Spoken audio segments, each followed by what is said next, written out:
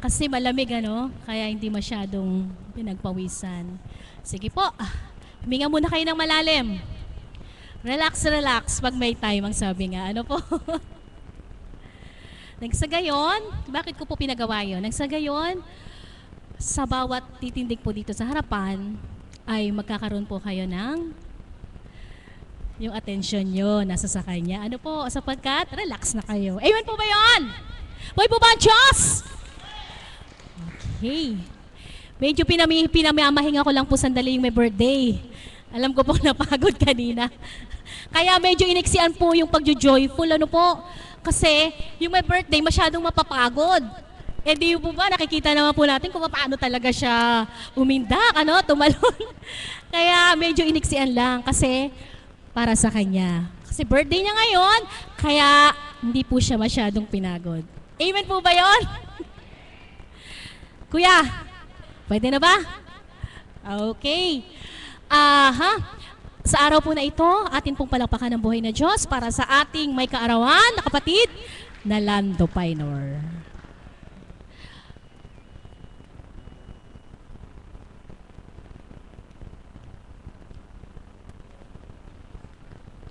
O Diyos amang makapangyarihan, taglay mo'y lahat ng bagay. Papuri ko'y ibinibigay sa magdamag mong patnubay. Nagkaroon ako ng pagkakataong mamulat ang aking paningin, masilayan ang gawa mo. Maghari ka nawa, Ama ko, sa maghapong ito, sa kalooban at kagustuhan mo, ang manguna sa damdamin at isip ko. Huwag sana ako bilang tao na may pagnanasa na maramot sa mundo, kundi ikaw, Ama ko, ang manguna sa pangalan ni Kristo. Amen. Bago po ang lahat, ang inyo pong abang kapatid ay nagbibigay galang at bumabati ng magandang umaga po sa tanghaling ito. At higit sa lahat, sa ating Panginoong Hesukristo, sa ating Diyos Amang Dakila, at sa ating mahal na Apo Conching na kinalugdan ng Banal na Espiritu, sa mga alagad, mga kaps, mga tagasunod at pasyente, muli magandang umaga po. Buhay po ba ang Diyos? Katotohanan po mga kapatid na ang Diyos ay buhay. Higit sa lahat sa kanyang mga anak na sa kanya nananalig at sumasampalataya. Amen po ba ron? Mga kapatid, bagamat di nyo po batid ang aking kalooban, ngayon po, mula kahapon magpahanggang ngayon, galak na galak po si Eddie. Kung sino kung Eddie? Eddie ako po. Sapagkat mula po kahapon, ika nga po, sa mga ilan nating mga kapatid na mga tagasunod, ako po ay pinasyahalan sa bahay. At ika nga po, kahit na ang aming pong pinagkukwentuhan ay ang para sa Panginoon, galak na galak po ako. At higit nga ngayon, galak na galak po ako sapagkat sa loob ng 55 taon na paggabay sa akin ng ating Panginoon Diyos, kailan may di niya ako pinabayaan. Sa sandaling ako'y nagkakaroon ng anumang uri ng karamdaman, subalit hindi niya pinahintulutan na ako'y lumunok ng gamot at nariyan po siya patuloy na gumagabay at pumapatnubay. Kung kaya ako'y nagkakaroon ng karamdaman, walang nilulunok na anong mga gamot. Napakadakila po ng Ama. Mula po nang siya aking makilala at sa dambanang ito, ako'y tinawagan niya. Sa loob po ng 5 taon mahigit, sa katotohanan lamang po, mabibilang po ninyo ang araw na napaglibang ko sa dakong ito, sapagkat binabala ko pa lamang po. Kung may, para pong may nagbubulong sa aking diwa, bakit anak, ikaw ba'y nanghihinawa na? Sa pamamagitan pong yun, ika nga po, ang plano ng tao ay hindi po plano ng Panginoon Diyos. Kung kaya, sa tuwin na ako'y naririto, sapagkat anumang dalahin sa buhay ko, basta naririto ako sa banal na dambana, ang lahat po na yun ay naiibisan. Kung kaya ako po'y taus-pusong nagpapasalamat sa ating mahal na Apo Conching na kinalugdan ng Banal na Espiritu, sapagkat kung wala po ang ating mahal na Apo Conching, marahil sa una kong buhay, tuloy-tuloy po ang aking gawain na hindi kalugod-lugod sa ating Panginoon. Subalit ngayon, nang siya aking makilala, tinanggap kong buong puso sa aking kalooban na walang aasahan kundi ang Diyos lamang na ating sinasamba sa tuwina. Mga kapatid, katotohanan po na ang Diyos ay buhay saan man dako siya naroon. Kaya, mga kapatid, sa ating pong pananalig at pananampalataya, magtibay lamang po tayo. Hindi nyo po na itatanong ang inyong abang kapatid. Nang ako po'y simula na magpunta rito, wala po akong talagang karamdaman, kundi ang aking kabiyak ng puso ang siyang nagkaroon ng karamdaman. At yan po'y aking pinagnilayan. Ang aking kabiyak ng puso ay ginamit ng ating Panginoon upang ako ay akayin sa dakong ito. Kaya ako'y taus-puso nagpapasalamat una sa ating Panginoong Hesukristo at sa ating Diyos Amang Dakila at sa ating mahal na Apo Kontsing na kanyang kinalugdan at ang sa aking kabiyak ng puso. Ako'y taus din pong nagpapasalamat sa Kanya. Sa kabila po ng mga pasakit na ipinadama ko sa Kanya, kaunti man ay di siya nagkulang sa akin.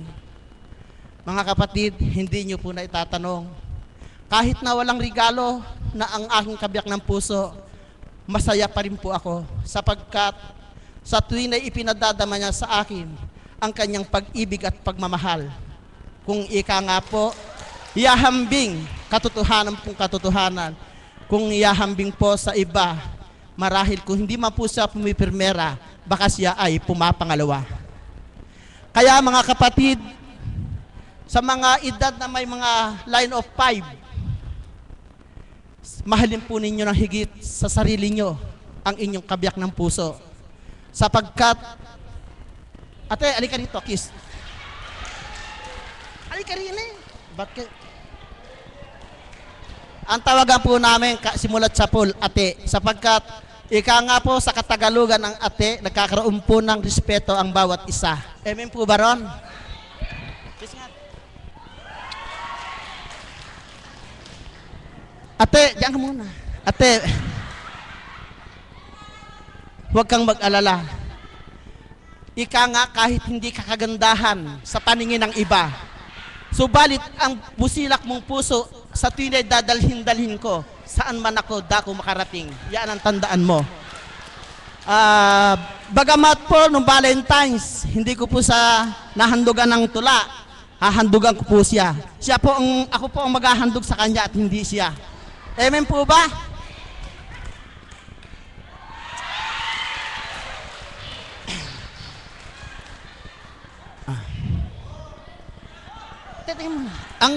Ang sawing gintong layon. Lason ba sa puso mo, sa landasin mo ako'y sagabal. Ang matapat na ang yaya ng layon kong sadyang banal. Ipagtapat mo sa akin ang lahat mong kapasyahan. Asahan mo akong ito, bawat sandali nakalaan. Iniibig ko ang lahat na wika mong isusukli, pagkat kita'y iniibig ng matapat na lunggati. Mangyaring aring ko, isang langit ang masawi kung ang aking kasawian. Ligaya mo, luwalhati, libong hirap ang masasawi. Kung ikaw na ang hahatol ay lubos kong titiisin, buhay ko may maparoon. Subalit ang huling hibig, basahin mo sa kabaong. Mababasang nakatitik ang tapat kong gintong layon. Naglambong man ng karimlan, rurok ng papawirin. At ang mundong kabilugay saputin man ng luksang dilim. Ngunit bukas sa silangay may araw na magniningning. Hahawi ng karimlan ng magdamag kong tiisin. Dito na'y nagwawakas ang dula ng aking lihim. Gininto ang panatang pag-ibig ko'y walang mali. Ang nakayanan po ng inyong abang lingkod. Galak na galak lang po si Ede dahil sa kanyang kaarawan sa ngayon. Uy, di na eh.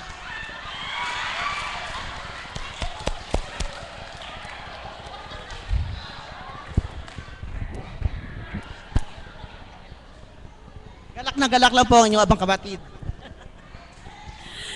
Happy birthday muli, kapatid. Pagbigyan na po natin, birthday naman po niya. More? More? More? More tula. Love month pa naman po, di po ba? Feb pa naman eh. Feb pa po, di po ba? Continuation po yun ng Friday. Nagalak po ba kayo? Tuwirang nakagagalak nga po ang siwalat, ang pag-ibig ng isang may minamahal, di po ba? Hindi naman po lahat nagagawa yun eh. Amen po ba yun? Kaya mapalad si kapatid, ano po? Sapagkat hindi nga po lahat ay nagagawa ng isang lalaki yon sa mga kababaihan, sa isang babae. Amen po ba yun? At upang mas lubos ang maging kagalakan mo ngayong araw na ito, aking pong tinatawagan ang aking kapatid na Pilar upang handugan po ang ating may birthday ngayong araw na ito.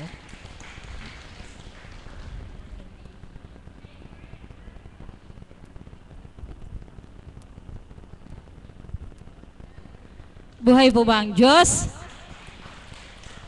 Dahil karawan po ng aming kapatid na si Tatay Lando, handugan ko po siya ng isang awitin.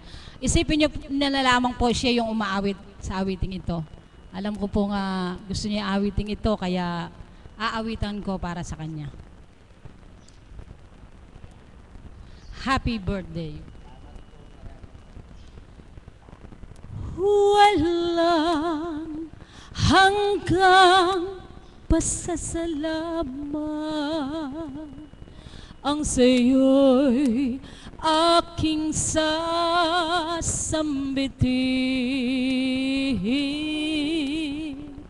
maging sa huling sandali ng aking buhay.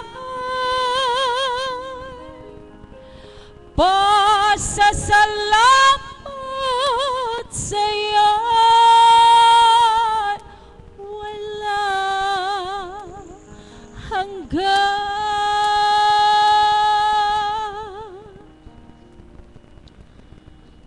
Salamat sa'yo, aking Ama. Salamat sa iyong mga likha. Salamat sa buhay na walang hanggan. Salamat sa iyo, O Diyos. Salamat sa Espiritong Banal. Salamat sa liwanag ng buhay. Salamat sa liwanag ng araw at buwan. Salamat, salamat sa iyo. Walang hanggang pasasalamat ang sa'yo'y aking sasambitin, maging sa huling sandali ng aking buhay. Pasasalamat sa'yo'y walang hanggan. Salamat sa mga magulang ko. Salamat sa mga kapatid ko. Salamat sa kabiyak ng puso niya. Salamat, salamat sa iyo. Walang hanggang pasasalamat ang sa'yo'y aking sasambiti, maging sa huling sandali ng aking buhay. Pasasalamat sa'yo'y walang hanggan. Salamat sa kinalugdan mo. Salamat sa dakong ito. Salamat sa mga hinirang mo. Salamat, salamat, tamakahang walang hanggang pasasalamat. Ang sa'yo'y aking Sambitin at saling sandali ng aking buhay, sa pasasalamat sa'yo'y walang hanggan. Salamat po.